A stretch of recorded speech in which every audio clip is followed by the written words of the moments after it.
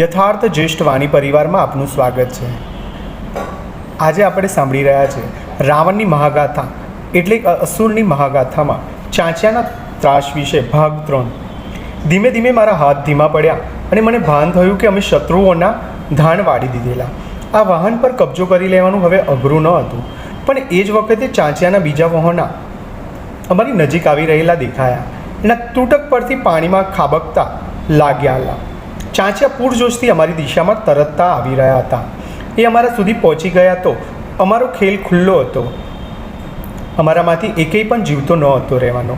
મેં આંખો ખેંચીને જોયું, વરુણ ક્યાં હતો? એ દુષ્ટ એકવાર મારા હાથમાં આવી જાય તો પછી હસતા મુખે મોતને ભેટવું મને મંજૂર હતું। વાહન પર ચડવાના ફાંફા મારી રહેલા એક ચાંચિયાના મોઢા પર લાત મારીને મેં એને નીચે પાણીમાં પધરાવી દીધો। પછી અચાનક વિચાર આવ્યો કે વરુણ આ જ વાહનમાં ક્યાંક સંતાઈને બેઠો ને। તૂતક પરથી નીચેની તરફ જતાં હું ખડખડાટ પગથિયા ઉતરી ગયો। સામે બંધ દરવાજા હતા। કોઈ મોટી મહત્ત્વની વ્યક્તિના ખંડ પર શોભે એવા સુંદર નકશીદાર બારણાની તિરાડમાંથી આછો પ્રકાશ દેખાતો હતો।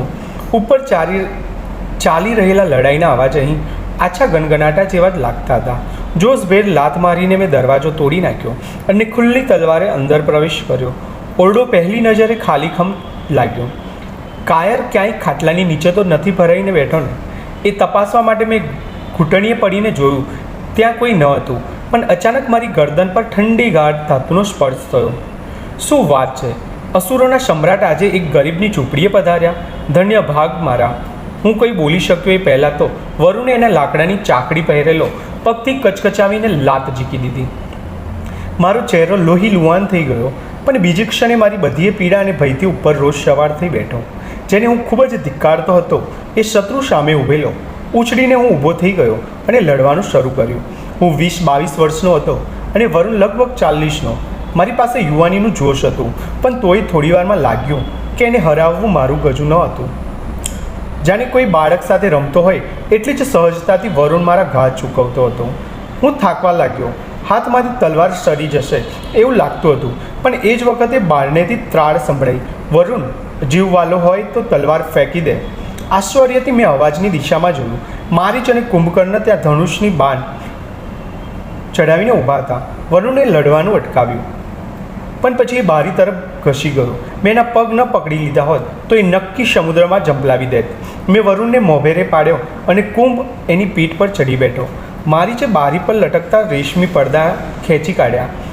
એનાથી અમે વરુણના હાથ પગ મુસકેટાટ બાંધી દીધા। તમે લોકો આમ અણીના સમયે કેવી રીતે આવી પહોંચ્યા? છેવટે મેં આભાર વશ અવાજે પૂછ્યું।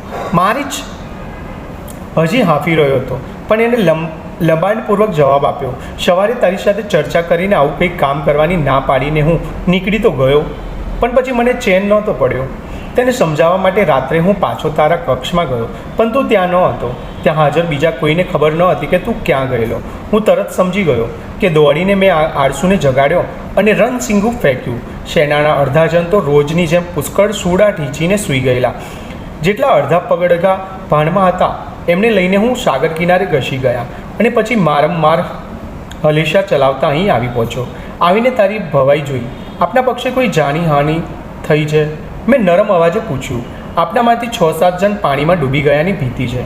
તને કદાચ દુઃખ થશે, પણ તારો પ્રિય ભદ્ર એમાંનો એક છે। ભાઈ, આ ચાંચિયાઓ શું કરશે? કુંભે અમારી ચર્ચામાં વિપેક્ષ પાડતા પૂછ્યું। ક્ષણનો ખચકાટ વિના મારીચે કહ્યું, સાગરનો રાજા હતો, એનો તો જળ સમાધિ જ શોભે, ફેંકી દો બહાર। હા, મેં કહ્યું, પણ તરત મારો વિચાર બદલાઈ ગયો। ના, એના કરતાં તો ચાંચિયાને લંકા લઈ જઈને વસ્ત્રહીન દશામાં અને શેરીઓમાં ફેરવી મારીચ મારી સામે જોઈ રહ્યો। થોડી વાર બાદ એને શાંતિથી કહ્યું, હું હજુ એ માનું છું કે સાગર માતાને ખોળે ચાંચિયાના રાજાની ભેટ ચડાવી દીધી જોઈએ, પરંતુ મેં એની સલાહ અવગણી કાઢી। કાશ સમયનું ચક્ર પાછું ફેરવી શકાતું હોત તો એક ક્ષણ પર પાછા ફરીને મેં મારીચ અને કુંભને કહ્યું હોત, ચાલો આ ચાંચિયાને ઉપાડીને સમુદ્રમાં ફેંકી દઈએ। આજની કથા અહીંયા જ સમાપ્ત થાય છે।